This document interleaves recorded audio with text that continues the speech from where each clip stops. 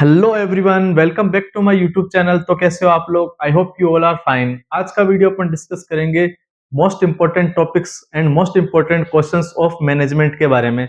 जो अपना management subject है उसके अंदर कौन कौन से क्वेश्चंस है जो बार बार रिपीटेड होते हैं, या फिर ऐसे कौन कौन से क्वेश्चंस है जिसके आने के आसार बहुत ज्यादा है। ठीक है, तो जो अपना सब्जेक्ट है मैनेजमेंट ऑफ नर्सिंग एजुकेशन और सर्विस, उसके अंदर अपने कौन कौन से क्वेश्चन है जो बार बार रिपीटेड होते हैं या फिर जिसके आने के सबसे ज्यादा आसार है, उसके बारे में अपन बात करते हैं।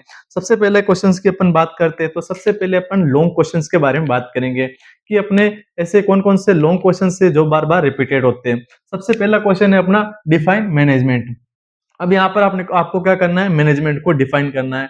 मैनेजमेंट की कम से कम दो डेफिनेशंस आपको लिखनी है। एक डेफिनेशन आप FW टेलर के अनुसार लिख सकते हो, और एक आप हेनरी फेयोल की डेफिनेशन लिख सकते हो। ठीक है, इसके बाद में अपना नेक्स्ट है अपना describe the function of management. Management के क्या क्या फंक्शंस होते हैं। अब ये जो अपना है ना, ये क्वेश्चन कई बार अपने शॉर्ट क्वेश्चन के रूप में भी पूछ लेता है कि describe the function of management के रूप में भी पूछ लेता है, या फिर फंक्शन को हटाकर यहाँ पर आपने क्या लिख सकता है, एलिमेंट ऑफ मैनेजमेंट। मैनेजमेंट के एलिमेंट बोल दे या फंक्शन बोल दे, बात एक ही है। या फिर अपने से पूछता है पोस्ट कॉर्ब।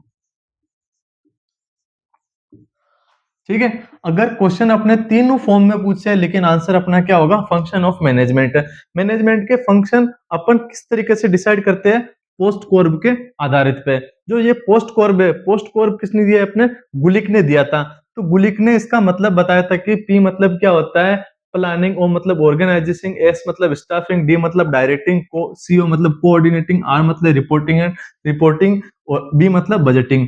तो ये अपने क्या हो गए, फंक्शन ऑफ मैनेजमेंट हो गए। इसके बाद में पर हम नेक्स्ट बात करें तो explain the principle of management. ये क्वेश्चन तो 5 स्टार लगा दो। ठीक है, क्योंकि जो प्रिंसिपल ऑफ मैनेजमेंट है उसी पर ही अपनी पूरी मैनेजमेंट और एडमिनिस्ट्रेशन पूरी इस ओनली एंड ओनली जो अपना प्रिंसिपल है उस पर आधारित है। ठीक है, मतलब मैनेजमेंट के क्या क्या प्रिंसिपल्स होते हैं, ये प्रिंसिपल किसने दिए थे, हेनरी फेयोल ने दिए थे। कितने प्रिंसिपल है, 14 प्रिंसिपल। एक एक प्रिंसिपल को आपको याद करना है, वो भी सीक्वेंस वाइज। ठीक है, इसके बाद में अगर अपन नेक्स्ट बात करें, theories of management and administration. जो अपना मैनेजमेंट की एक दो थ्योरी है, एक सबसे पहले तो हेनरी फ्यूल ने जो 14 प्रिंसिपल दिए उसकी थ्योरी हो गई। एक और थ्योरी है अपनी ह्यूमन रिसोर्सेज मैनेजमेंट पे। तो ये अपना पहला क्वेश्चन है, क्या है, डिफाइन मैनेजमेंट। मैनेजमेंट को डिफाइन करना, उसके क्या क्या फंक्शन है उसको बताना है, फिर उसके प्रिंसिपल्स जो हेनरी फ्यूल ने दिए और थ्योरीज। ठीक है, तो ये हो गया अपना पहला क्वेश्चन। इसके बाद में अगर अपन नेक्स्ट क्वेश्चन की बात करें, नेक्स्ट क्वेश्चन क्या हो गया अपना, डिफाइन प्लानिंग। कोई भी आप क्या करते हो, ऑर्गेनाइजिंग करते हो। ठीक है, कोई भी काम कर रहे हो तो काम करने से पहले अपन क्या करते हैं, कोई भी चीज की प्लान करते हैं, तो वो अपना क्या कहलाता है, प्लानिंग कहलाता है। ठीक है, प्लानिंग और इवाल्युएशन। इवाल्युएशन क्या होता है, प्लानिंग को इवाल्युएट, मतलब प्लानिंग करने के बाद जो भी हम इंप्लीमेंट करते हैं, इंप्लीमेंट के बाद में अपन किसी भी ऑर्गेनाइजेशन की इवाल्युएटिंग करते हैं कि कितना कार्य आपने सही किया है, कितना गलत किया है, या कितना अपन सुधार कर सकते हैं, वो अपने क्या कहलाती है, इवाल्युएशन कहलाती है। ठीक है, तो जो क्वेश्चन है वो कैसे आ सकता है, या फिर प्लानिंग आ सकता है, या फिर अपना आ सकता है इवाल्युएशन। ठीक है, नेक्स्ट इसके purpose, principle, techniques and procedure of planning and evaluation. जो अपना इवाल्युएशन और प्लानिंग है उसके क्या क्या पर्पस होते हैं, या फिर इसके क्या क्या प्रिंसिपल होते हैं, टेक्निक्स एंड प्रोसीजर क्या क्या हो सकते हैं, उसके बारे में आपको बताना है। ठीक है, अब अगर अपन नेक्स्ट बात करें question number third, question number third की बात करते हैं, तो क्वेश्चन नंबर थर्ड है अपना डिफाइन सुपरविजन। ठीक है,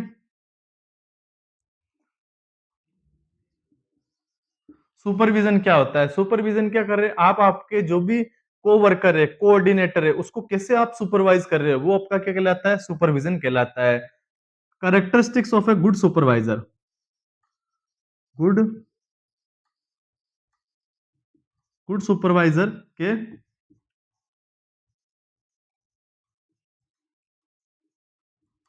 ठीक है, यहां पर आपको क्या करना है, सबसे पहले तो सुपरविजन को डिफाइन करना है, उसके बाद में एक अच्छे सुपरवाइजर के क्या क्या कैरेक्टरिस्टिक्स होते हैं वो लिखने हैं। इसके बाद में अपन बात करें तो अपना principal and skill in supervision. एक सुपरविजन के लिए क्या क्या प्रिंसिपल होने चाहिए, या फिर क्या क्या स्किल होनी चाहिए। ठीक है, और इसके बाद में अगर अपन नेक्स्ट बात करें तो इसका प्रोसीजर, प्रोसीजर ऑफ सुपरविजन, ठीक है। ये हो गया अपना next question, question number third, ठीक है। अगर अपन नेक्स्ट बात करें क्वेश्चन नंबर 4 की, क्वेश्चन नंबर 4 क्या हो गया अपना, डिफाइन लीडरशिप, ठीक है। लीडरशिप क्या होती है? लीडरशिप एक एबिलिटी होती है टू इन्फ्लुएंस द अदर्स, मतलब दूसरों को इन्फ्लुएंस करने की एबिलिटी क्या कहलाती है? लीडरशिप कहलाती है, ठीक है। तो उसको डिफाइन करना है, और लीडरशिप के लिए क्या क्या क्वालिटीज होनी चाहिए, क्वालिटीज ऑफ लीडरशिप, एक लीडरशिप के अंदर क्या क्या, एक जो अच्छा लीडर है, एक अच्छे लीडर में क्या क्या क्वालिटीज होनी चाहिए। फिर आगे इसके सबसे मोस्ट इंपॉर्टेंट लीडरशिप के अंदर जो बार बार पूछा जाता है, जिसको आप 3 स्टार लगा दो, स्टाइल, स्टाइल ऑफ लीडरशिप। अब यहां से आपसे चाहे स्टाइल पूछ ले, या फिर इसके टाइप पूछ ले, या फिर आपसे थ्योरी पूछ ले, तीनों चीजें एक ही है। मतलब स्टाइल पूछ ले लीडरशिप की, या फिर टाइप पूछ ले, या फिर थ्योरी पूछ ले, बात एक ही है कि लीडरशिप की क्या क्या स्टाइल्स होती है, क्या क्या थ्योरी होती है, या फिर क्या क्या टाइप्स होते हैं। इसके मोस्ट कॉमन टाइप 4 टाइप्स होते हैं, कौन कौन सा? सबसे पहला ऑटोक्रेटिक, ऑटोक्रेटिक में क्या होता है? बादशाह, तानाशाह, मतलब डिसीजन ओनली एक आदमी लेता है, ठीक है, वो अपना क्या कहलाता है? ऑटोक्रेटिक। फिर आता है अपना democratic, democratic like as India, India में क्या है? डेमोक्रेसी है, डेमोक्रेसी मतलब जनता खुद चुनती है कि अपना लीडर कौन होगा, ठीक है। फिर लीडर भी क्या करता है? जनता से पूछ के फिर डिसीजन लेता है, ठीक है, वो अपनी क्या कहलाती है? डेमोक्रेटिक कहलाती है।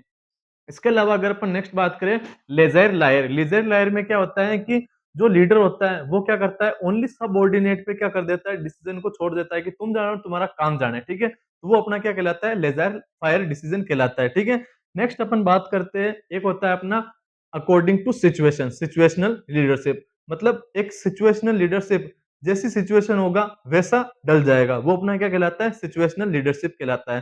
तो ये इसकी क्या है? मोस्ट 4 इंपॉर्टेंट टाइप्स है, ठीक है, या फिर स्टाइल है लीडरशिप की, ठीक है। तो ये हो गए अपने लॉन्ग क्वेश्चंस। इसके बाद में अगर अपन एक और क्वेश्चन की बात करें तो क्वेश्चन नंबर 5 हो गया अपना, डिफाइन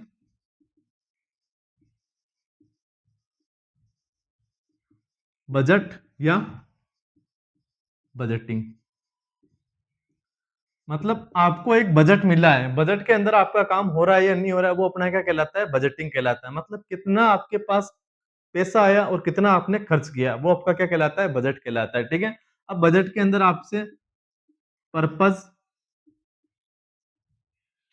प्रिंसिपल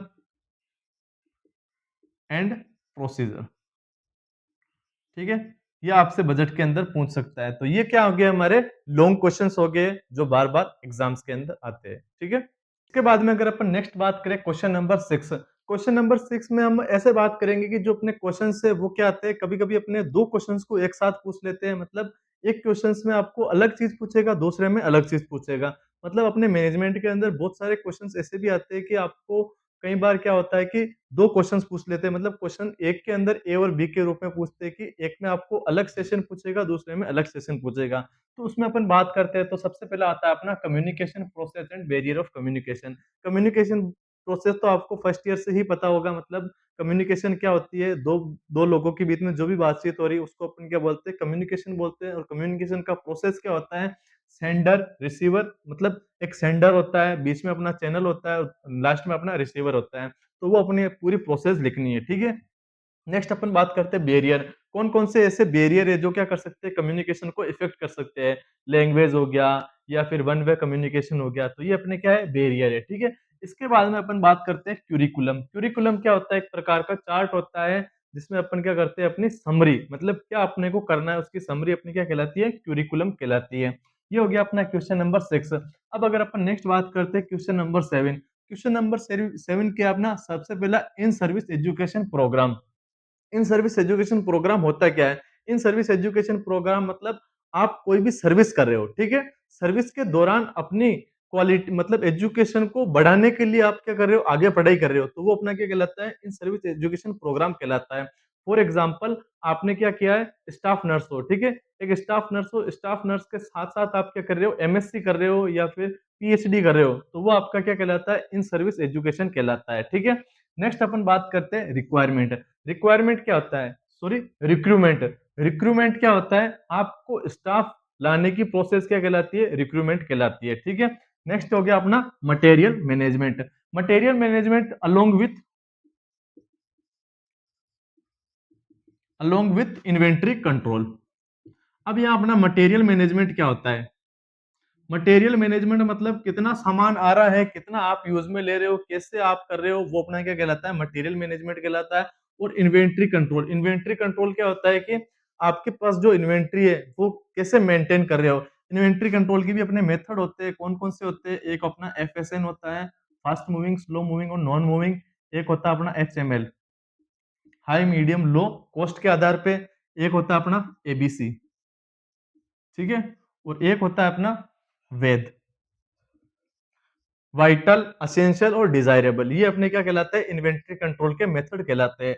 इसके बाद में अगर अपन नेक्स्ट क्वेश्चन की बात करें, क्वेश्चन नंबर 8।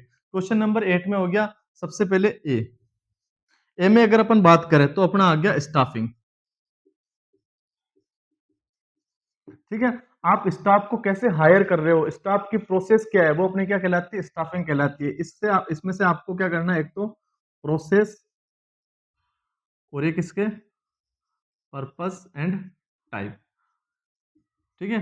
कई बार आपको इस क्वेश्चन के अंदर ये भी पूछ लेता है कि आप एक कॉलेज खोलना चाह रहे हो तो आप कितना स्टाफ रखोगे, या फिर आप आईएनसी नॉर्म्स के अनुसार, ठीक है, अकॉर्डिंग टू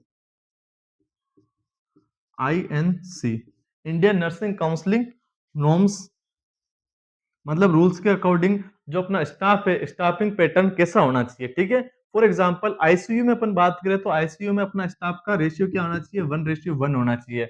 जबकि अपना जनरल वार्ड के अंदर नर्स और स्टाफ का रेशियो क्या होना चाहिए? 1:6 होना चाहिए। जबकि अपन बात करें कि 1:2 किस में होगा? अपना एनआईसी में होगा, या फिर अपन 1:3 की बात करें तो ये अपने किस में होगा? एचडीयू में होगा, हाई डिपेंडेंसी यूनिट के अंदर, ठीक है? और अगर अपन नेक्स्ट बात करें, नेक्स्ट हो गया अपना जैसे कि एक टीचिंग हॉस्पिटल में नर्स पेशेंट रेशियो अलग होता है, और एक नॉन टीचिंग हॉस्पिटल में नर्स पेशेंट रेशियो अलग होता है। वो किसके अकॉर्डिंग होता है? अपना आईएनसी नॉर्म्स के अकॉर्डिंग होता है। तो उसके बारे में आपको डिस्कस करना है, ठीक है? सेकंड हो गया इसका, बी हो गया अपना बार्गेनिंग, ठीक है?